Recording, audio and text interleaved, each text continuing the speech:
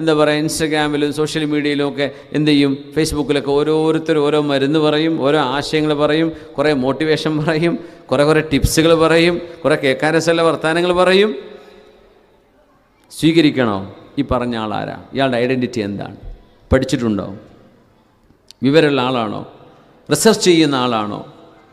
കാര്യങ്ങളെ അവധാനതയിൽ കൈകാര്യം ചെയ്യാൻ അറിയുന്ന ആളാണോ? അല്ല മൂപ്പര് കേട്ട് പഠിച്ചിട്ട് യൂട്യൂബിനെ ആൾ കിട്ടാൻ വേണ്ടി, വ്യൂവേഴ്സിനെ കിട്ടാൻ വേണ്ടി ആരുടെയെങ്കിലും പറഞ്ഞടിച്ചു മാറ്റി പറയണോ?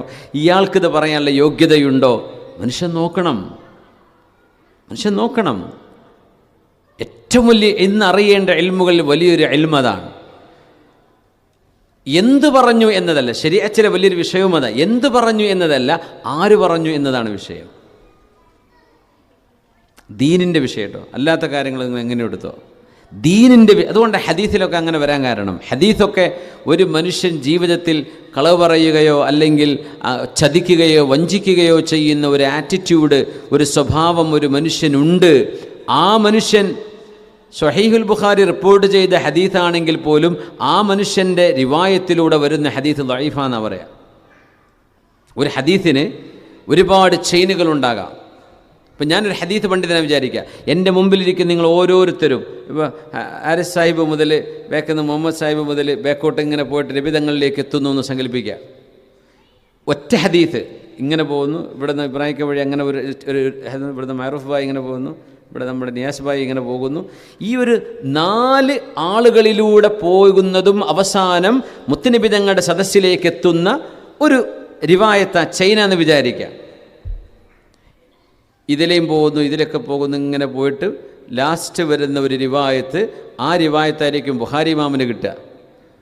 സ്വഹീഹാണ് മുമ്പ് പരിശോധിച്ചുകൊണ്ട് പറയും. ഇപ്പുറത്ത് ഇമാം മുസ്ലിം തങ്ങൾ പറയും സ്വഹീഹാണെന്ന് പറയും. ഇപ്പുറത്തുള്ള ആലിമീങ്ങൾ, ഇപ്പുറത്തുള്ള ആളുകളെ മൊത്തം പരിശോധിക്കും. സ്വഹാബി വരെയുള്ള ആളുകളെ എങ്ങനെയായിരുന്നു ഇവരൊക്കെ പറയുന്ന ഒരേ ഹദീസാണ്. ഈ ചെയിനിൽ കിടക്കുന്ന ഓരോരുത്തരും പറയുന്നത് ഒരൊറ്റ ഹദീസാണ്. ഉദാഹരണം പറയാം, യസ്സിറു വലാ തുഅസ്സിറു ബശ്ശിറു വലാ തുനഫിറു. ഉദാഹരണം പറയാം, യസ്സിറു വലാ തുഅസ്സിറു ബശ്ശിറു വലാ തുനഫിറു എന്ന് നബി തങ്ങൾ പറഞ്ഞു സല്ലല്ലാഹു അലൈഹി വസല്ലം. തങ്ങൾ പറഞ്ഞു എന്നത് സത്യമാണെന്ന് ഇവിടെ ബോധ്യപ്പെട്ട് കഴിഞ്ഞിരിക്കട്ടോ. 2 ഇമാമിയങ്ങൾ ഉറപ്പിച്ചു വെച്ചു. അവർക്ക് കിട്ടുന്ന ചെയിൻ ഓഫ് നരേറ്റേഴ്സ് എല്ലാവരും ട്രൂത്ത്ഫുൾ ആൻഡ് ഓണസ്റ്റ്. അതുകൊണ്ട് ആ ചെയിൻ ഓഫ് നരേറ്റേഴ്സ് സ്ട്രോങ് ആണ്. ഹദീത്ത് സ്ട്രോങ് ആണെന്ന് പറയും. ഹദീത്ത് സ്വഹീഹാണ്. തൊട്ടിപ്പുറത്തേക്കെത്തി ഈ MT ചെയറിൽ ഇവിടെ ഒരാൾ ഇരിക്കുന്നുണ്ടായിരുന്നു. ഇയാൾ വഴി പോകുന്ന ഒരു വിഷയത്തിൽ ഈ ചെയറിലോ തൊട്ട് ബാക്കിലെ MT ചെയറിലോ ഇരിക്കുന്ന മനുഷ്യൻ, ഭാഗ്യത്തിനോട് ആരും ഇല്ലാണ്ട് കിട്ടിയത്, എൻ്റെ ഒരു ആയിക്കോലെ ഇന്നയാളെ റബ്ബേ പറയണത് വൈഫ്. ആ 2ാമത്തെ ചെയറിലിരിക്കുന്ന മനുഷ്യൻ എവിടെയോ കളവ് പറഞ്ഞ മനുഷ്യനാണ്. അല്ല അദ്ദേഹത്തിന് അങ്ങനെ ഒരു കുഴപ്പമുണ്ട് എന്ന് ബോധ്യപ്പെട്ടു. അദ്ദേഹം പറയണത് ഖാല റസൂലുള്ളാഹി സ്വല്ലല്ലാഹു അലൈഹി വസല്ലം യസ്സിറു വലാ തുഅസ്സിറു ബശ്ശിറു വലാ തുനഫിറു. ഈ ഹദീസ് ദഈഫാണെന്ന് പറയാം ആലിമീങ്ങൾ. ഇപ്പുറത്തോ അതേ സാധനം സ്വഹീഹാണ്, അതേ ഹദീസ് സ്വഹീഹാണ്, അതേ ഹദീസ് ഹസനാണ്. അങ്ങനെ വരാം. അപ്പോൾ ആര് പറഞ്ഞു എന്നതാ വിഷയം. ആ ഹദീസ് ഉറപ്പല്ലേ? അത് ഇവിടെ നിന്ന് സ്വഹീഹായ സാധനം ഇപ്പുറത്ത് ഇയാൾ പറയുമ്പോൾ അത് ശരിയാണെന്ന് ഉറപ്പല്ലേ? ഉറപ്പ് തന്നെയാണ്. പക്ഷെ ഈ സനദിലൂടെ വരുന്ന ഈ ഹദീസ് അത് ദഈഫാണ്. ഈ സനദിലൂടെ വന്നത് സ്വഹീഹാണ്. തങ്ങൾ ഈ ദഈഫായ ഹദീസിനൊന്നും തങ്ങൾ പറഞ്ഞിട്ടില്ല എന്നൊന്നും അർത്ഥമല്ല അതിന്. ആ കൊണ്ടുവന്നതിൽ സനദിൽപ്പെട്ട ആർക്കോ പ്രശ്നമുണ്ടെന്നതിന് അർത്ഥമുള്ളൂ. അല്ല തങ്ങൾ പറയാത്ത ഹദീസൊന്നുമല്ല ദഈഫ് എന്ന് പറഞ്ഞാൽ. അത് ഇപ്പുറത്ത് വേറെ ഇമാമിൻ്റെ അടുത്ത് സ്വഹീഹായിരിക്കും. അബൂദാവൂദ് തങ്ങൾക്ക് ദഈഫാണ്, പക്ഷേ ഇപ്പുറത്ത് ഇബ്നു മാജ തങ്ങൾ സ്വഹീഹാന്ന് പറഞ്ഞു. അങ്ങനെ വരാം. ഇമാം ബൈഹഖി തങ്ങൾ സ്വഹീഹാന്ന് പറഞ്ഞു, ഇമാം ഇബ്നു ഹിബ്ബാൻ തങ്ങൾ പറഞ്ഞു അത് ദഈഫാണ് അല്ലെങ്കിൽ ഹസനാണ്. ഇങ്ങനെ തുർമുദി ഇമാം ഹസൻ എന്ന് പറഞ്ഞ കാറ്റഗറി കൊണ്ടുവരുന്നത് ധാരാളമായിട്ട്.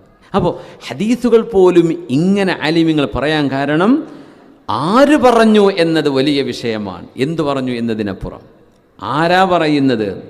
അപ്പം അതുകൊണ്ട് സോഴ്സ് അറിയുക, അതിന് യോഗ്യതയുള്ളവരാണോ. അതുകൊണ്ട് ആദ്യമായി ഫറവയോട് പറയേണ്ടത് നിങ്ങളുടെ റിസാലത്തിനെ നിങ്ങൾ ബോധിപ്പിക്കണം. ഇന്നാ റസൂല റബ്ബിക്, ഞങ്ങൾ റസൂലുമാരാണ്. ഇത് ഫറവ നിനക്ക് ബോധിച്ചു കഴിഞ്ഞാൽ, ഒരു റസൂൽ എന്ന് പറയുന്നത് അള്ളാഹു റബ്ബുൽ ഇസ്സത്ത് നൽകുന്ന ഇൻസ്പിറേഷൻ, അള്ളാഹു നൽകുന്ന റെവലേഷൻ മാത്രമേ അവർ സംസാരിക്കുകയുള്ളൂ. അവർക്ക് അസാധാരണമായ കഴിവുള്ളവരാണ്, അവർ സത്യസന്ധരായിരിക്കും, അവർ ആ സമൂഹത്തിലെ ഏറ്റവും നല്ല മനുഷ്യരായിരിക്കും, ഏറ്റവും നല്ല സ്വഭാവ ഗുണമുള്ള ആളുകളായിരിക്കും, അവരിൽ എക്സ്ട്രാ ഓർഡിനറി സ്കിൽസ് അള്ളാഹു നൽകിയിട്ടുണ്ടായിരിക്കും, അവർക്ക് മുഅ്ജിസത്ത് കൊടുത്തിട്ടുണ്ടായിരിക്കാം. അങ്ങനത്തെ ഒരാളാണ് എന്നോട് സംസാരിക്കുന്നത് എന്ന് ബോധ്യപ്പെട്ടാൽ ബാക്കിയെല്ലാം അവിടെ മാറ്റിവെക്കണം. പിന്നെ ആ പറയുന്നത് സത്യമാണ്, ആ പറയുന്ന ആള് ചില്ലറക്കാരനല്ല എന്ന് ബോധ്യപ്പെട്ടു കഴിഞ്ഞു. പിന്നെ അവിടെ ഇനി പറയുന്ന വിഷയങ്ങൾക്ക് തെളിവ് വേണ്ട. തെളിവ് എവിടെ വേണം? ഇത് റസൂല് തന്നെയാണോ എന്നതിന് തെളിവ് വേണം. അതുകൊണ്ട് നുബുവത്തും ദീനുമായി ബന്ധപ്പെട്ട വിഷയങ്ങളിൽ ആദ്യം നമ്മൾ അറിയേണ്ടത് ആരെയാ? റസൂലുള്ളാഹി സ്വല്ലല്ലാഹു അലൈഹി വസല്ലം. തങ്ങളെ സംബന്ധിച്ച് ഈ ഉമ്മത്തിന് പഠിക്കണം, അവസരം ഉണ്ടാക്കണം. റബീഉൽ അവ്വലിൻ്റെ അവസരങ്ങൾ വരുമ്പോഴേ വെറുതെ ഒച്ചപ്പാടുണ്ടാക്കി അത് വിദ്യാർത്ഥിയാണ് അങ്ങനെ അങ്ങനെയൊക്കെ പറയുമ്പോൾ ഒന്ന് ആലോചിക്കണം. മിനിമം കുട്ടികളെങ്കിലും ഇത് ആരുടെ മൗലിദ? മുത്തുനബിയുടെ മൗലിദ സ്വല്ലല്ലാഹു അലൈഹി വസല്ലം. തങ്ങളുടെ പേര് പറയപ്പെട്ടു.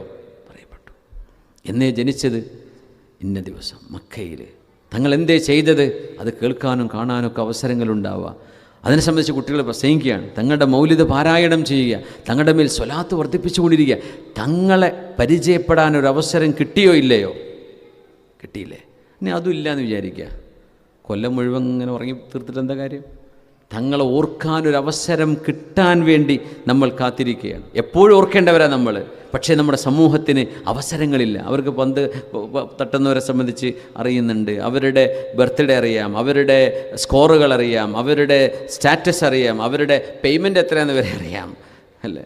എല്ലാം അറിയാൻ അവസരമുണ്ട്. മുത്തുനബി ഞങ്ങളെ സംബന്ധിച്ച് നമുക്കറിയാൻ ഏതവസരമുണ്ടോ അവിടെ നമ്മളത് ഇടപെടണ്ടേ. അതുകൊണ്ട് ആലിമീങ്ങൾ പറയും, അഹ്ലുസുന്നയുടെ ആലിമീങ്ങൾ പറയാറുള്ളത്, ഹബീബായ തങ്ങളുടെ മൗലിദ് പാരായണവും തങ്ങളുമായി ബന്ധപ്പെട്ട തങ്ങളുടെ മനാഖിബുകളും മൗലിദിൻ്റെ സമയങ്ങളിൽ പറയൽ ഒരുപക്ഷെ ഈ കാലഘട്ടത്തിൽ വാജിബായിരിക്കും. സുന്നത്തൊന്നുമല്ല പറയാം, വാജിബാണ്. എന്തുകൊണ്ട്? തങ്ങളറിയാനുള്ള അവസരം നമ്മൾ സൃഷ്ടിച്ചേ പറ്റൂ. കാരണം തങ്ങളിവിടെ ചർച്ച ചെയ്യാതെ പോകുന്നൊരു അവസ്ഥ വരുന്നുണ്ട്. യുവജനങ്ങൾക്കെങ്കിലും എപ്പോഴും പറയുന്നവരും ദീനസ് ജീവിക്കുന്നവരും അവരെക്കുറിച്ചല്ല നമ്മൾ പറയുന്നത്. അല്ലാത്തൊരു വലിയൊരു പൊതുസമൂഹമില്ലേ നമുക്ക് ചുറ്റും? ആ ആളുകൾക്ക് ഹബീബിനെ അറിയാനൊരവസരം കൊടുക്കല്ലേ. തങ്ങളറിയാതെ എങ്ങനെ ദീൻ മനസ്സിലാവുക? തങ്ങൾ റസൂലാണെന്ന് ബോധ്യപ്പെട്ടെങ്കിൽ മാത്രമേ ഇസ്ലാം സത്യമാണെന്ന് ബോധ്യപ്പെടുള്ളൂ. തങ്ങൾ റസൂലാണെന്ന് ബോധ്യപ്പെട്ട് കഴിഞ്ഞാൽ ഖുർആൻ ഹക്കാണെന്ന് ബോധ്യപ്പെടും. അങ്ങനെ ഖുർആൻ്റെ ഇജാസ് മനസ്സിലാവും. ഖുർആൻ എന്ന് പറയുന്നത് അള്ളാഹുവിൻ്റെ റിസാലത്താണ്. അത് ബോധ്യപ്പെടണമെങ്കിൽ ഇത് ആര് പറഞ്ഞു, ആരാ കൊണ്ടുവന്നത്, അതറിയണ്ടേ. ലോകത്ത് ഏത് മതവിശ്വാസങ്ങളിലാണ് ഇങ്ങനൊരു സിസ്റ്റം ഉള്ളത്? എവിടെ നിന്ന് കിട്ടി? വിശുദ്ധ ഖുർആൻ മുതവാത്തിറാണെന്നാണ്. ഓരോ ഹർഫും മുതവാത്തിറാണ്. മുതവാത്തിർ എന്ന് പറഞ്ഞാൽ നിഷേധിക്കാൻ പറ്റാത്ത വിധം ആയിരക്കണക്കിന് ആളുകളിലേക്ക് ഒരുമിച്ച് കൈമാറ്റം ചെയ്തു പോകുന്ന ഗ്രന്ഥമാണ് വിശുദ്ധ ഖുർആൻ. ഒരാൾ പറഞ്ഞു കൊടുത്തതല്ല എന്നാ, ഒരാൾ ഓതി കൊടുത്തതല്ല എന്നാ, ആയിരക്കണക്കിന് ആളുകൾ. അതിനാ മുതവാത്തിറായ സംഭവം എന്ന് പറയാം. ഖുർആനിൻ്റെ ഓരോ ആയത്തും ഓരോ ഹർഫും തവാത്തുറുള്ളതാണെന്നാണ്. തലമുറകളിലേക്ക് കൈമാറിയതാണ്. വ്യക്തികളിലേക്കല്ല എന്ന്, സമൂഹത്തിലേക്ക് കൈമാറ്റം ചെയ്തതാണ്. അത് എവിടുന്ന്? അതിൻ്റെ ഒറിജിൻ ആരാ? മുത്തുനബി സല്ലല്ലാഹു അലൈഹി വസല്ലം. തങ്ങൾക്കിത് എവിടുന്ന് കിട്ടി? തങ്ങൾ ആരായിരുന്നു? തങ്ങൾ കളവ് പറഞ്ഞിട്ടുണ്ടോ? തങ്ങളുടെ ജീവിതത്തിൻ്റെ വിശുദ്ധി എന്തായിരുന്നു? ഇത് പഠിച്ചാലല്ലേ തങ്ങൾ കൊണ്ടുവന്നത് സത്യമായും വിശ്വസിക്കണം എന്ന് മനുഷ്യന് ബോധ്യപ്പെടുള്ളൂ. അത് ബോധ്യപ്പെട്ട് കഴിഞ്ഞാൽ പിന്നെ അവിടെ നിന്ന് പറയുന്ന പിന്നെ അവിടെ ക്വസ്റ്റ്യൻ ഇല്ല. ക്വസ്റ്റ്യൻ വരുന്നത് തങ്ങളുടെ റിസാലത്ത് ബോധിക്കേണ്ട സമയത്ത് മാത്രമാണ്. അത് ബോധിച്ചു കഴിഞ്ഞോ, സമിഅനാ വ അത്വഅനാ, ഞങ്ങൾ കേട്ടു, ഞങ്ങൾ അനുസരിച്ചു റബ്ബേ.